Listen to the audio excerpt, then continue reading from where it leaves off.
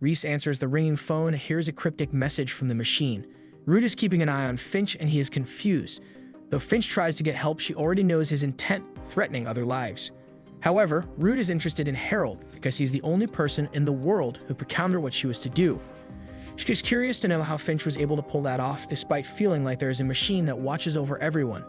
The only question, Harold, is why it didn't protect you. Reese reaches out to Carter, asking for her help in finding Finch since the police can't be involved in looking in the murder of Alicia Corrin. Back at the library, he deciphers the code, realizing it corresponds to book labels based on the Dewey Decimal System. I gave you a job, Mr. Reese. Never said it would be easy. The pattern reveals a social security number. Reaching out to Fusco, he finds out that the new number is identified as a struggling accountant who previously embezzled money from neo-Nazi drug dealers. Finding Leon at a bar, Reese initially believes the accountant might be a lead to Finch's whereabouts. Reese soon realizes this is just another case in need of intervention. Leon is in danger and Reese knows nothing so far. The thugs threaten him, thinking that the money stolen is worth killing a cop over. However, Guy that owned this badge probably would have made that deal. So who are you?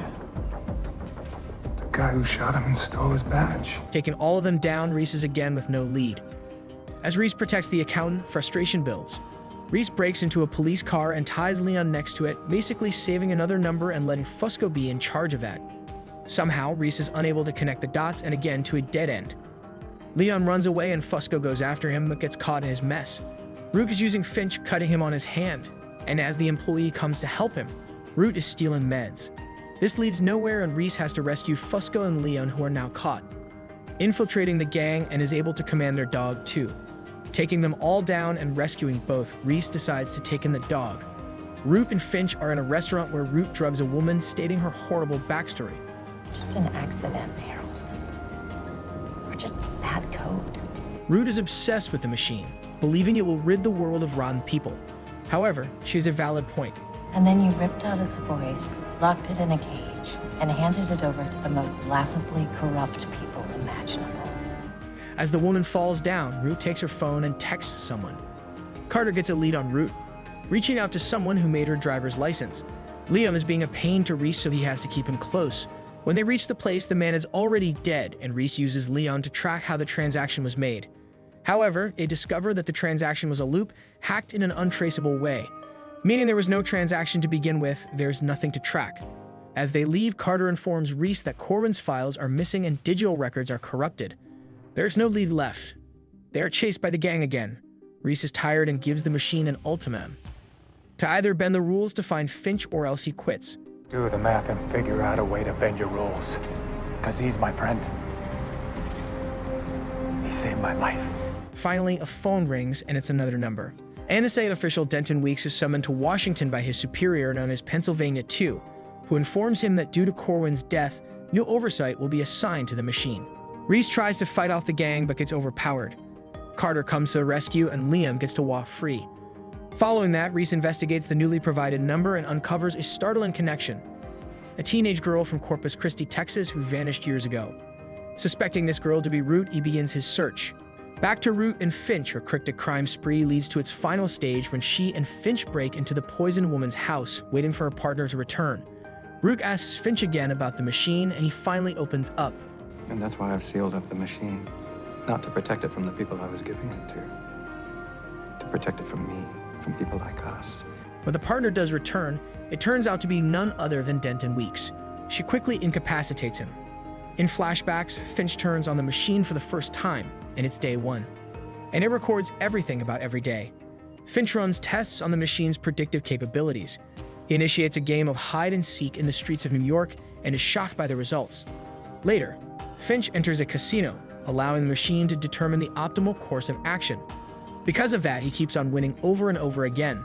Going once against what the machine has predicted, Finch loses the game. Upon leaving the casino, the machine urgently signals him to stay, preventing him from being struck by a drunk driver. Realizing the machine is prioritizing his safety, Finch modifies its programming, ensuring that protecting others always comes before him. The episode begins with a flashback to report about the missing girl named Hannah. Acting on a lead from the machine, Reese and Carter are ready to leave, but before that, give Fusco the heads up on what to do, how to bluejack phones, and how to take care of Bear. Fusco remains in New York, handling the Alicia Corwin case. However, his work is complicated by the presence of Hirsch. Reese and Carter travel to a small town in Texas to investigate the decades-old disappearance of Hannah Frey, a teenage girl who vanished after leaving a library late one night. Reese has reason to believe that Corpus Christi could possibly be Root. However, when they head to the local police station, they do not help Carter out. Reese poses as a mailman and gets the needed files.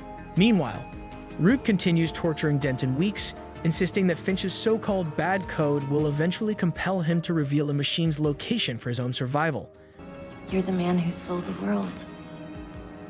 Leaving Finch and Denton, the one to whom the machine was sold, tied up and restrained in a secluded house. Reese and Carter are in a library to know about Hannah Frey. The librarian recalls that day when Hannah was playing the Oregon Trail on the computer, and there was another girl who was mocking her for playing that game. With that clue, they head to Hannah's parents. Her father gives a lead on Cody, and they find out that they still get credit card mail in Hannah's name, which strikes as strange since Hannah was just a child. The account details were checked, and turns out that it was made 2 years after Hannah went missing. Root is still torturing Denton, but is unable to get any answers from him yet. Later, Root lets him down and still ties him up, but soon she leaves. Seizing the opportunity, Denton convinces Finch to assist in an escape attempt. Reese and Carter find a lead using the transaction of that bank account, and it leads back to the librarian, Mrs. Russell. When pressed for answers about her husband, who passed away 15 years ago, murdered by some agents, Carter insists that they might have known Hannah, but she asks them to leave. Forcefully, Reese and Carter investigate, and they find Russell's car, which had the same license plate from the 911 call. When Root returns, Denton ambushes her, disarms her, and knocks her unconscious. He demands Finch confirm that the machine's access is restricted to those who can physically reach the hardware. Back at Russell's house, they have many copies of Flowers for Algernon, a book that Hannah checked out the night she disappeared. Turns out that Russell's got this book every year on the same exact day of Hannah's disappearance. In one of the copies, Reese finds a bookmark with details to follow. Denton wants some answers from Finch. Once Finch does, Denton prepares to kill him, apologizing before pulling the trigger, only to realize Root had anticipated his betrayal. Reese is trying to trace the buyer, and Carter asks Mrs. Russell who could be the person making the 911 call, and learns that it was Sam Groves. After getting more information, Russell reveals that the patio was redone. Reese is on call, tracking the buyer. As they dig up the patio, they find a bag in it with flowers for Algernon. Reese is able to trace the buyer's location. Root is still trying to convince Finch that she is on his side, but Finch has his doubts that he can trust her. Reese is about to leave for Root, but Carter breaks the news that Hannah is actually dead, and she is not Root. They finally figured out that Sam Groves was Root. In the flashback, Root hacks and wins the game in moments as Hannah is leaving. There, she sees Hannah get into a car that she reports. Meanwhile, recognizing the deception, Fusco discreetly shadows Hirsch and discovers that the agent is investigating links between Alicia Corwin and the recent disappearance of Denton Weeks. Root gives Finch a sedative and figures out that Reese is closing up on them. She puts him in a wheelchair, and before going, she interrogates Weeks, but when he fails to provide useful information, she executes him. Finch is trying to dial a number and drops his cufflink next to it. After that, she takes Finch to a train station. When Hirsch learns about a secret hideout in Maryland linked to Denton, Fusco quickly relays the information to Reese, helping him refine his search. Guided by Fusco's intel, Reese arrives at the Maryland hideout and finds Finch's cufflink beside the phone. Recognizing the dialed number as a coded message, TRANSTN rushes to the station. Sensing that Finch has tipped off Reese, Root attempts to carry out her threat of harming innocent bystanders. Despite being drugged, Finch fights back just enough to disrupt her aim, causing chaos in the station. In the commotion, Root manages to escape, but Reese successfully rescues Finch and brings him safely back to New York. Upon their return, Reese surprises Finch by introducing him to Bear, their newly acquired canine ally. Mr. Reese, I owe you a debt. Root calls Reese, expressing gratitude for bringing justice to her old friend. She also warns Finch that she isn't finished with him yet. When the time is right, she'll come for him again. In the last shot, we see Sam writing in the name Root in Oregon Trail. The episode opens with a man being violently thrown out of a window. Reese is still worried about Finch, who is hardly going out now after what happened with Root. The next number from the machine belongs to Sofia Campos. Reese begins tracking Sofia and observes her dismissive and rude behavior toward her bodyguards, treating them more like nuisances than protectors. Seizing an opportunity, Reese frames one of them for theft by putting an expensive watch in his pocket, paving the way for himself to step into the role.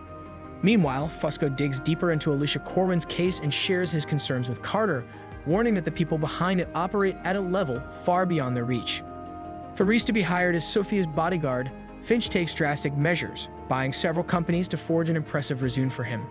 When Reese meets Hector, the diplomat admits his daughter is difficult to handle but hires Reese nonetheless. However, Sophia is less welcoming and acts like a spoiled brat. A Russian council member comes in and Sophia complains in Russian, but Reese knows it as well, making the situation inescapable.